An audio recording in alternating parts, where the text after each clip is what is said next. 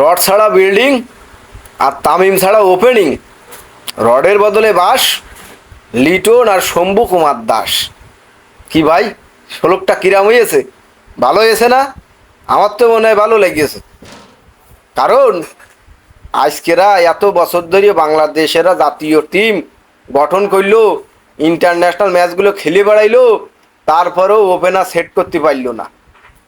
আর pile না তার মধ্যে যারা এখন ওপেনিং খেলতেছে, জাগেরে রাইয়েছে দলে, তারা মোটেই পারে না। ইগিয়ে চাইয়ে যারা একটু ভালো খেলে তাইকে দিয়ে দেশে বাদ। আপনারা দেন ইমরুল কায়েস হামাডার কথাই কই, আর কারোর কথা করছি না। একে আসলে খারাপ খেলতিল, খারাপ খেলে, খারাপ ফেলার। আচ্ছা, খারাপ ভালো মিলইয়ে তো মানুষ খেলে, একটা ফেলার তো প্রত্যেকদিন ভালো খেলে না। কিন্তু যখন যেদিন ভালো খেললো, পরের দিন তো আর দলে নেয় না। ভালো খেলার অপরাধ দেখে নিল না, না কি করলো, কি দেখে কিছু বুঝে উঠতে পারলাম না। তা আমার কাছে কথা হইলো, লিটন আর শম্ভু ওরা কি কোনো কুটাই চান্স পাইয়েছে দলে, না কিন্তু কুটা টুটা এরকম কোনো ব্যবস্থা কি আছে?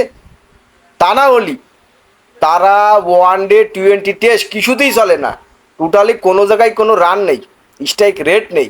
কিন্তু তাইয়ে 15 সালের তো এই পর্যন্ত খাওয়াই পড়ায় টিমে রাইয়ে দেছে, সাজাই গুজাইয়ে বাদ দেশেই না, দেবেই না, একদম দুডোরেই রাহে। আমি কিন্তু ভাই কোনো ধর্মের ছোট করিয়ে ফেলানোর জন্য কথা করছি। পেলিয়াস জিডা যেরকম তা সেরকম কদর করতে হবে। তা ওরা তো কোনোদিনই ভালো খেলতেছে না, ববি তবি কবে কমি কোন দিন হয়তো দু একটা মাস ভালো খেলিয়েছে কি খেলিনি মানুষের মনেও পড়ে না। তার সুবাদে রেখে দিলে, হ্যাঁ, না কি আছে হিন্দু কোটায় তারা দলে চান্স করে নিলে কি দিয়ে কি যে হইলো, কি দিয়ে কি যে বাংলাদেশ এই খেলার যে কর্তৃপক্ষ বিসিবি এরা করলো, আমি আসলে বুঝে উঠতে পারলাম না।